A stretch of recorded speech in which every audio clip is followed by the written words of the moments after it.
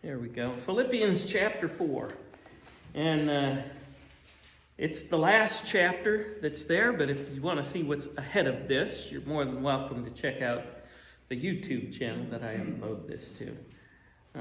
People back home get a little worried when I was here every other week. They wondered if what was going on. I didn't get my fix. So, okay. I appreciate them looking on how we're doing. Philippians chapter 4 is a conclusion to what I consider Paul's version of spiritual dynamite. And I use that word because he says in Romans, he's not ashamed of the gospel. Can you quote it with me? It's the power of salvation to those who believe, to those who faith, not just believe. But belief is an important part of faith, but faith is so much more than just believing. To say that faith equals believe is to say your car is a set of tires. You need the tires, don't you? Yeah, but there's a lot more to it than just that. Yeah, belief is just the basis, the foundation. What do you believe in? That's where your faith is. And it can be in a whole bunch of different things. Satan is good, though, at wearing us down. Satan is good at distracting us. Do you remember a story with one of the apostles that they were in a storm in a boat, getting tossed back and forth? Jesus, actually, if you read the story in John's Gospel, was a little bit perturbed with them. They had totally missed the whole message of one of his miracles. And we're going to make him king by force. He forced them into the boat, pushed it off into the water, and then went away to pray. Yeah, even Jesus needed to stop and revive, didn't he? Yeah, and then in the middle of the storm, he decided, I'll go see how they're doing. He walks on the water out to them. They think it's a ghost. They've never seen anything like that before. Have you? Only in the movie. Only in the movies, and actually I was seeing something before you. They've actually out in the Sea of Galilee, I don't know if it's still there, but this was back about 5-10 years ago, maybe more, where they built a platform just under the level of the water so that you could have your picture taken while you're walking on the water. Yeah, they thought it was a ghost. They were freaking out. Just said, no, it's just me. Now, remember, this is a raging storm. These are fishermen, and they're terrified. So this is a pretty bad storm. And one of them, you'll know who it is. If it is you, tell me to come out to meet you there on the water. Come on. And there was a one-actor play back in the 70s, I think. It was called St. John the Divine, or St. John in Exile. And it's old Apostle John on the island of Patmos, and there's a new group of Christians who have been exiled there by the governor, and he's telling his story about his exploits with Jesus and the other disciples. And I remember one part in that scene, he said, boy, after this event, there was no living with this guy. But Peter did walk on water, didn't he? Until what happened?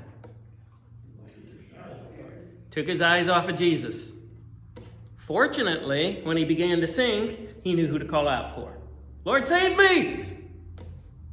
And that's actually what the name translated into Latin, Jesus, means. Because in Hebrew, it's Yeshua.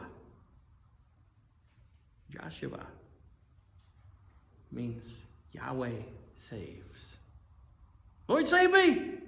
Jesus reached down, pulled him back. Now, does he ridicule him? Oh, why did you doubt? That's how I was raised to see it. But now I saw a depiction that I think is more in the character of Jesus. Grasped him up out of the water. Oh, why did you doubt? You were doing it. What distracted you? The waves. And he walked on the water with Jesus back to the boat. The only human was able to do that. Yeah. And you just you look at the personalities. Only Peter. Only Peter would have said Nobody else that. jumped out of the boat, did they? Yeah, but as it said in that depiction there, is, well, if it ever is you tell me to come out to water, okay, come on out. Just go on, big boy, go on, take a step. They weren't gonna. Yeah, it's a good depiction to see that, but Peter did it. Yeah, give him credit for trying. And I love the person of Peter because he depicts what God is looking for in us. Someone who failed miserably all the time, but never gave up. And that's the term that is used for choosing leaders in the church, the above reproach. It's a boxing term. It's not a character phrase. Paul used it in a different way than what they were used to. Look for someone who gets pummeled in the boxing ring, who gets knocked to the mat, thrown into the ropes, but doesn't give up. He gets back up and tries again. That's what we're looking for. So revive us again. Good choice, Dale. That's what we're looking for, and this is what the last chapter of this whole letter is about. You're gonna get busted in the mush, as Popeye used to say. But you don't give up. You get back up, you try again. And this is what life is like now that sin is in the world. Satan is going to be your best buddy, but then he's going to turn, as soon as you turn your back, he's going to attack you. And that's what life is like. So how are we going to get through it? This letter to the Philippians, just 4 chapters, as a person many centuries ago added chapter numbers and verse numbers there so you could find things quickly. Just a short letter, but not the only one. He mentions other letters he's written to these people. We don't have them. They've not survived unless they're combined in this one letter.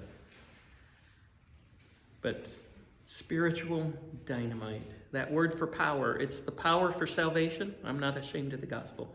It's the power of salvation. That word for power, the Greek word literally is pronounced dynamis. D-Y-N-I-M-I-S. Dynamis. Sound familiar? We might know it as TNT. Dynamite. Our word dynamite comes from, when you light a stick of dynamite, you don't stick around, do you? You throw it, or you have a long fuse where you're hidden. That's the word Paul uses for the gospel. It blows sin away, blows it to smithereens. We need that power because it's not inherent in us. It's only found in one location. Therefore, Paul will say in chapter 4, verse 2 and 3, he's asking a couple of the ladies of the congregation to get along. And the fact that he calls the congregation to help them resolve their discrepancy shows you people in the congregation have taken sides.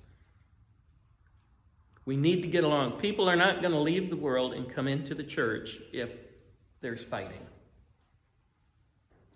Our job as Christians is to make the gospel attractive to those who are perishing. That's a tough act. We do not have it any easier today. They had it difficult then because, your king actually came to earth from the gods and his own people lynched him and killed him? No. Paul calls it a scandal. Yeah, that's not a very strong king. Not a king I'm going to put my life behind. So they had it tough back then. We cannot make it tougher by fighting amongst ourselves. So he pleads with Euodia, and I plead with Syntyche to agree with each other. Where? It's key. Where are they going to agree? In the Lord. Okay. They probably were both trying to do a certain assignment or job in the congregation, but they did it differently. Different does not mean wrong. New is not wrong. Change is not wrong. If church does not change to fit the culture they're in at the time, they're not going to be relevant. They're not going to attract many people to the power of the gospel. If we keep things exactly the same as they've always been, we're the one-talent man, aren't we? We buried our talent. And why was it buried? Why did the man bury it? The master didn't lose anything, did he? He got back everything he put in. He was afraid. He was afraid of the master. And I've heard many people in my years tell me, well, we're told to fear God. Okay, we talked about that in the Ephesian letter, didn't we? That word fear does not mean shying away from being scared. It's the word for respect. It's knowing who God is and who we are, and we don't match up. But he has cleansed us by his grace. We don't belong here, but he's adopted us. We don't belong in the family, but he brought us in. And he calls to everybody, even the people we don't like, even the people like Euodia and Syntyche who we disagree with. But notice, Paul calls on Syzygus. You've heard of that guy before? The word is usually translated what the word means, a yoke fellow, a co-worker. But he's calling out a specific man there whose name was that, who probably epitomized someone who was a perfect team player. Paul might have nicknamed him Syzygus. But he's calling on him and Clement and the rest of the people in the city of Philippi to help resolve this situation. Okay, conflict is inevitable. I wrote that at the top of my outline here and asked you if you wanted to go ahead. 2 things about conflict. 1, it's inevitable because we're all different. We're all gifted differently. We're all going to do the same things, but in a different way, and that's not wrong. In fact, that adds flavor to the church. That gives people who are not gifted in a certain way still the ability to participate in their own way.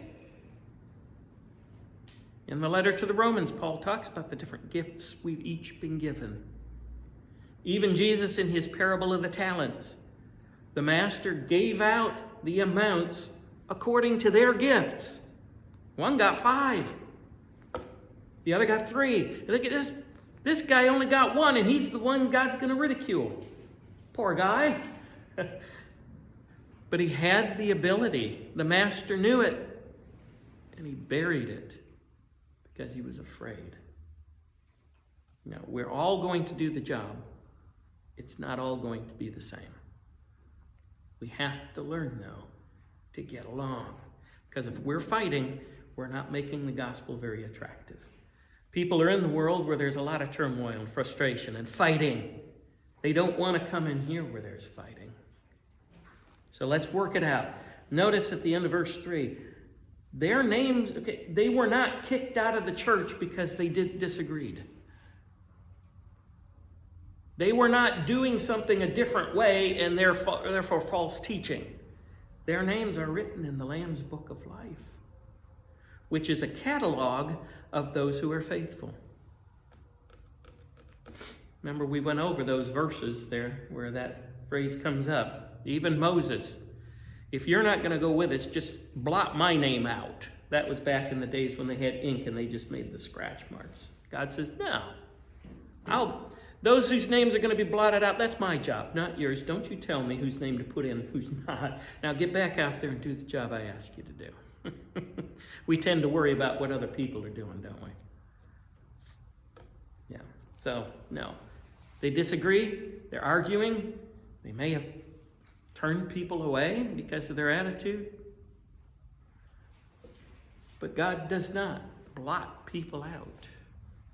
He welcomes them in and does everything he can to keep them from leaving. But you can still leave. It's your choice. Peril and destruction are outside. let's stay in. But it's your choice.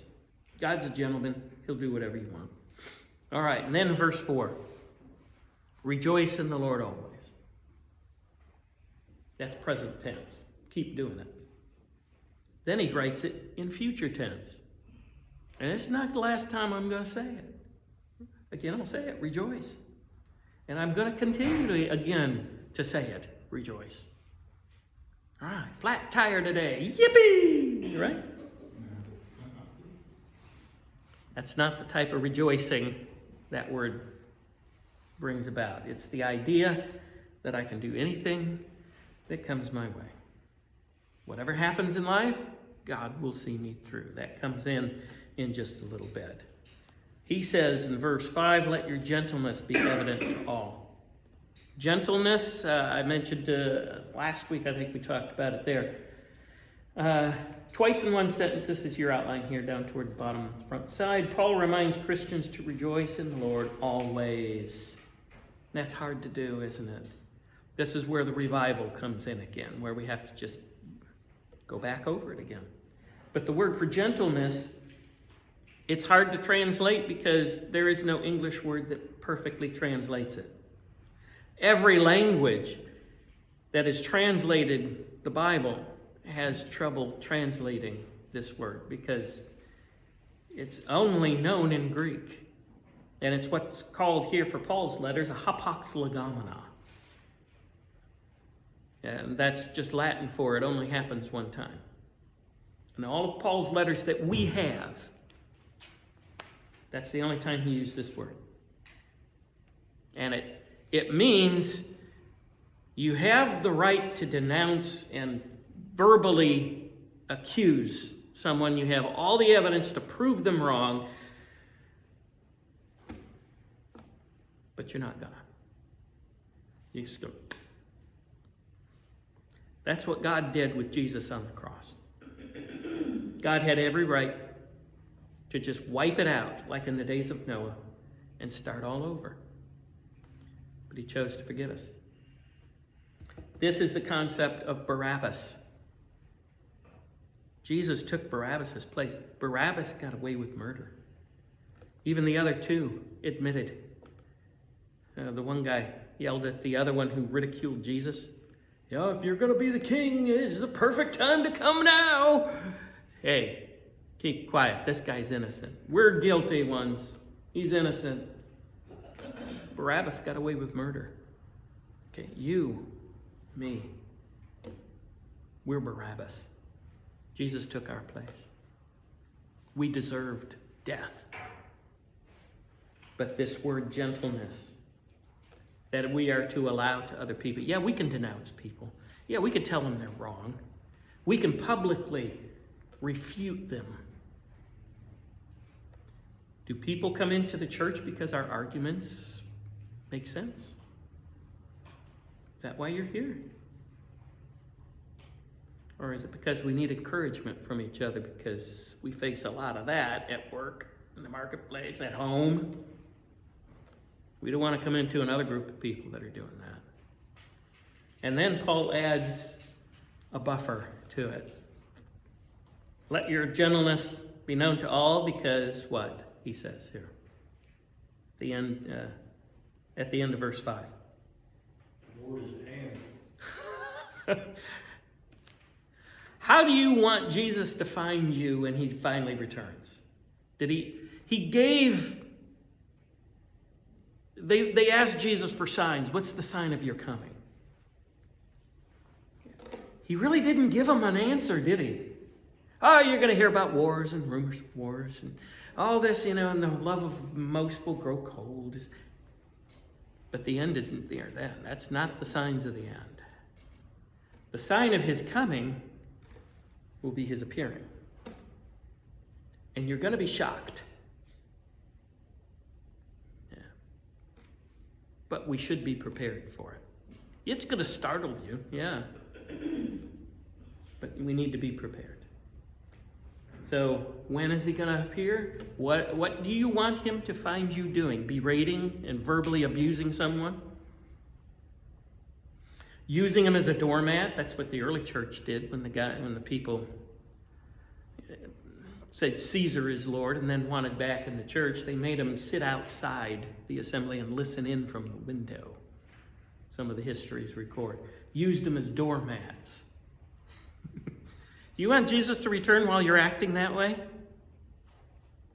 Or do you want him to return when you're helping others and encouraging them? Okay, the Lord's near. How do you act when the boss is away? As they say, when the cat's away, the mice will play. Here comes the boss. Everybody shapes up and gets back to work, right? Too late then. Blessed is one whom the Lord finds busy working when he returns. Let's be busy doing what is right. And let's remember, he could appear at any moment. Let's be ready. All right. Verse 6, do not be anxious about anything.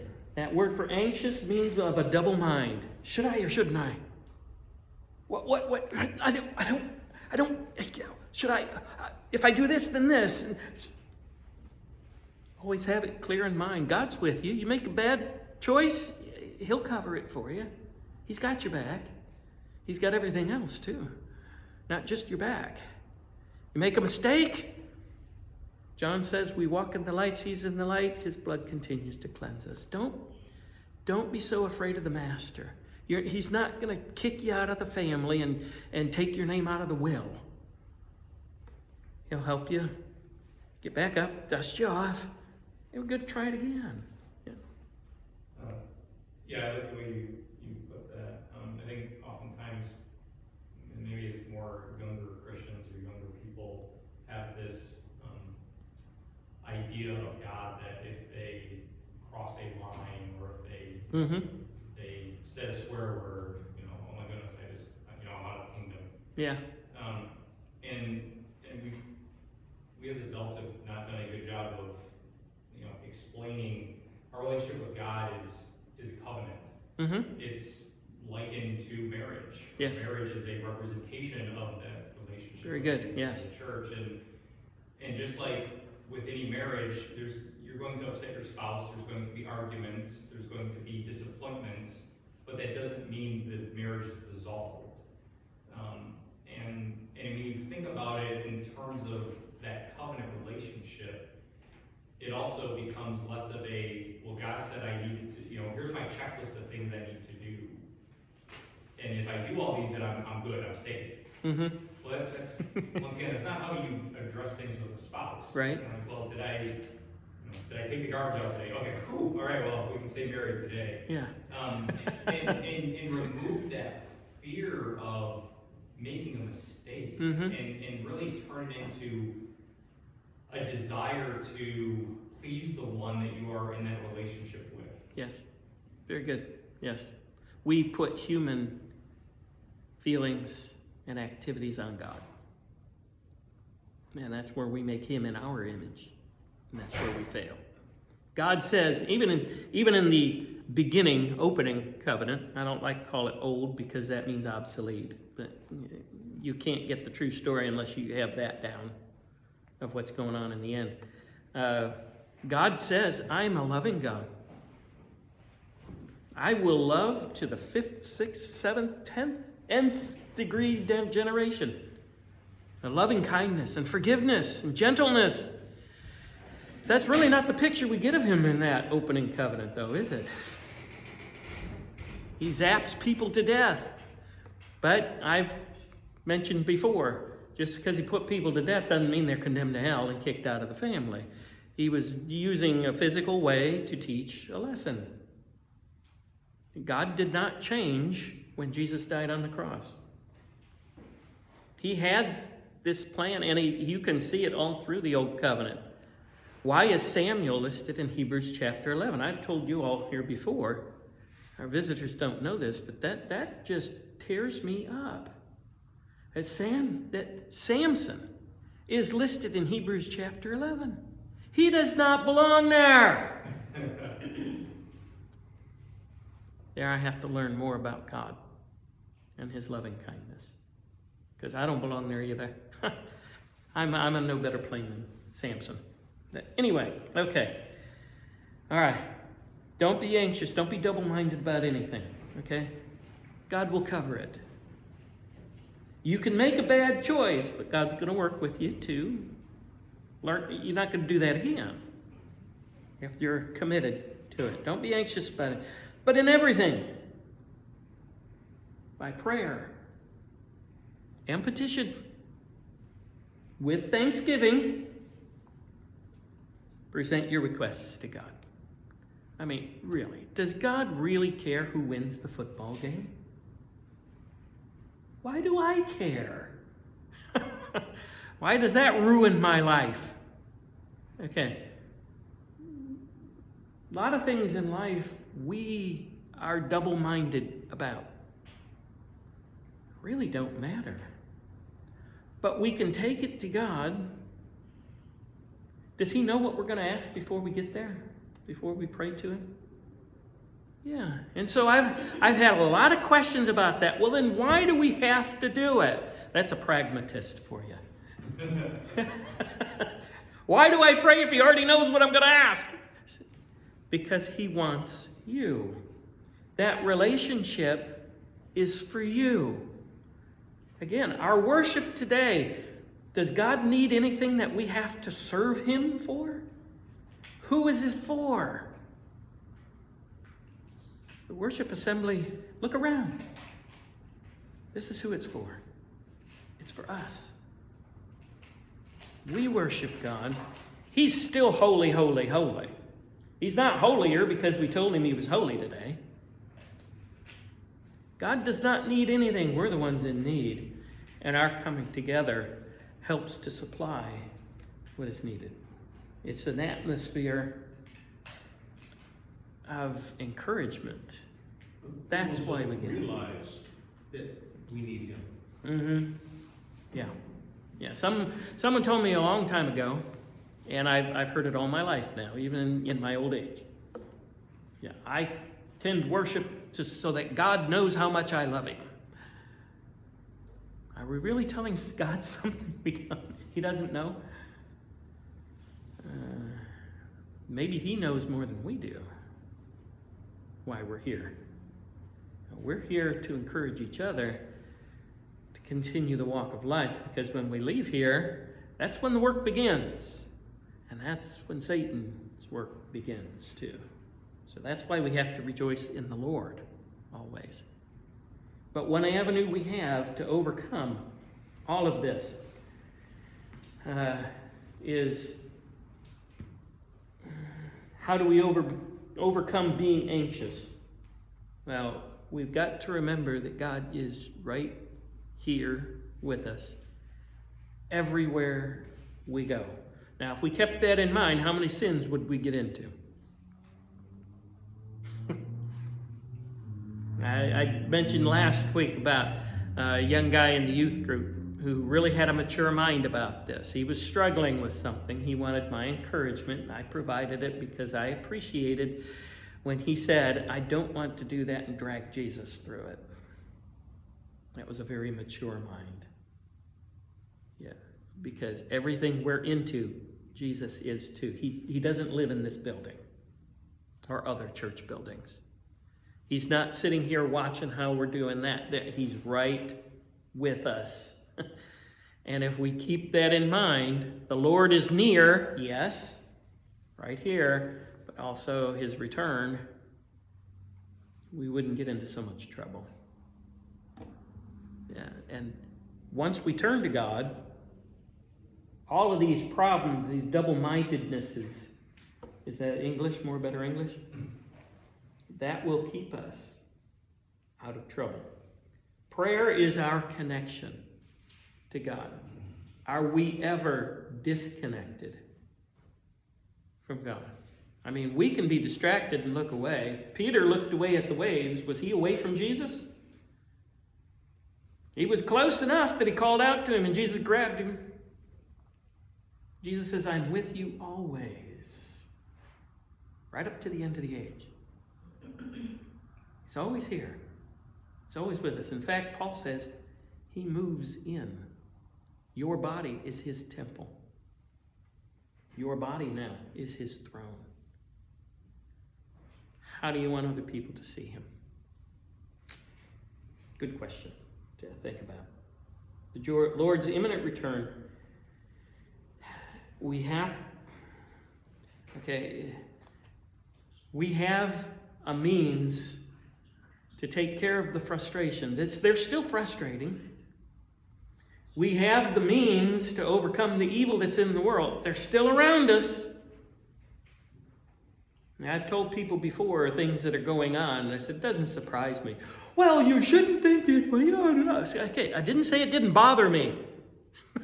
I didn't say it doesn't offend me. It's just we're living in a pagan society. People calling themselves Christians but living as pagans. It doesn't surprise me that they're getting into this. In fact, what the Bible depicts is going on in many different places. We haven't gotten to that point yet. We haven't gotten to the point of Sodom and Gomorrah where he wipes us out, or the days of Noah where he wipes us out. So yes, it can get worse. But we have an avenue to where we can rely on someone to help us through this. By prayer and petition and thanksgiving, we can ask God. Is he always going to answer yes? When I pray to God for something, I'm telling you what, it's the best answer. It's the one thing God should do. Until I realize, I step back and see how things have worked out. So, yeah, your idea is better. Think of King David. He wanted to build a temple so that God wasn't living in a tent. Do you remember Nathan, the prophet? Go ahead. God does anything you want anyway. Go ahead. And as he's going back home, God taps him on the shoulder. Nathan, go back. You didn't give him the right answer. You didn't ask me, did you? David asked Nathan so he could get the voice from God. Nathan gave him his own voice. God sent him back, said, no. The answer to your prayer, no. What kind of a house can hold me? You want me? Why? God made it a tent for a purpose. So that everywhere you went, he was right there in the middle. Why in one place, only one place can you go? No. So in fact, here's a better idea. I'm going to make a house for you. And there is a prediction, a prophecy, that the Messiah would be a descendant of David. David went in before the ark of God, got on his knees, basically said, I like your idea better. Forget what I said. I'll go with yours. That's the attitude we have to have in prayer. King Jehoshaphat had an army coming against him in 2 Chronicles chapter 20. This one you do really need to check out. King Jehoshaphat, 2 Chronicles chapter 20. He had a nation coming against him for war. They didn't have a standing army. They had to call out to the countryside to get the guys together. And then they had to outfit them and arm them. They did not have time. Jehoshaphat goes before the Lord and he prays. We don't know what to do. We're clueless. We don't have the strength to fight him. But our eyes are on you. That's how we need to pray. People have asked me before when something comes up that they're concerned about, so how do you want me to pray? Like Jehoshaphat, which then they look clueless. Yeah. We don't know what to do. We don't have the strength or power to get there, but we're going to wait for your answer. God's answer came through a prophet, said, go out and meet the enemy.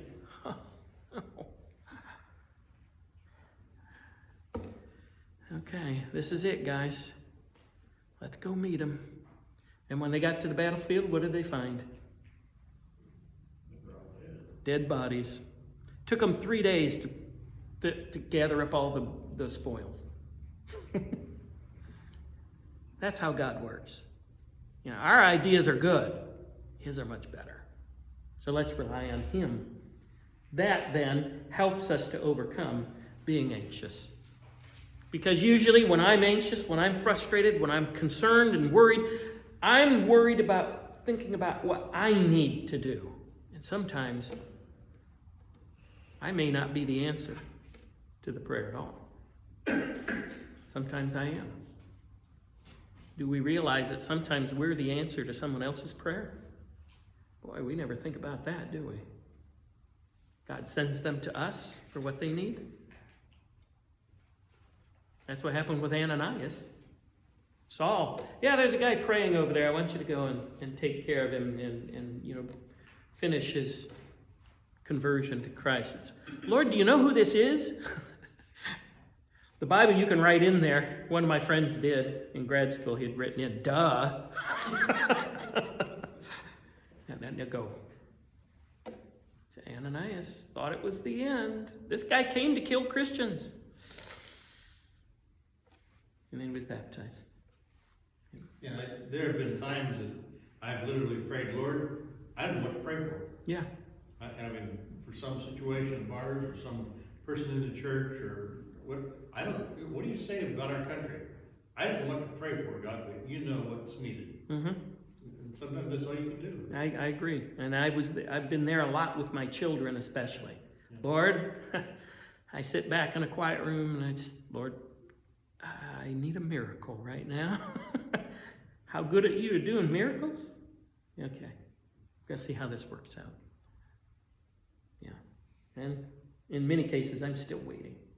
But prayer does that for us. It allows us to bring God into the equation. Because he's the one doing it anyway, not me. It ain't gonna get done if I do it. Or it's not gonna get done right. But if I know God is there, he knows my intentions and my thoughts. That's a scary thing sometimes, but other times not.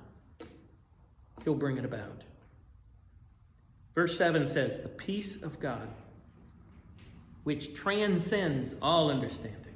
It's beyond human comprehension. We know it's there because his track record is perfect of doing it all the time. He's not failed. Even Joshua, before most of what we call the Old Testament was even written, Joshua says not one promise has ever failed, not one.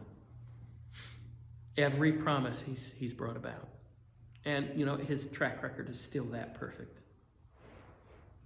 Okay, that brings the peace of God.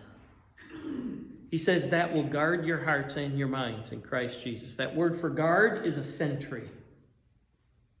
A sentry is basically a trained killer. And Paul is in a prison writing this with a trained killer sitting outside that door to make sure he stays where he is. If Paul were to leave, anytime, any purpose, that sentry's life is required. That did happen when Peter was put in prison. And at midnight, the angel came and smacked him on the side. Said, come on, get up. Put your shoes on. I can see it. This is what I did with my kids when it came to washing dishes. I said, okay, pick up the dish.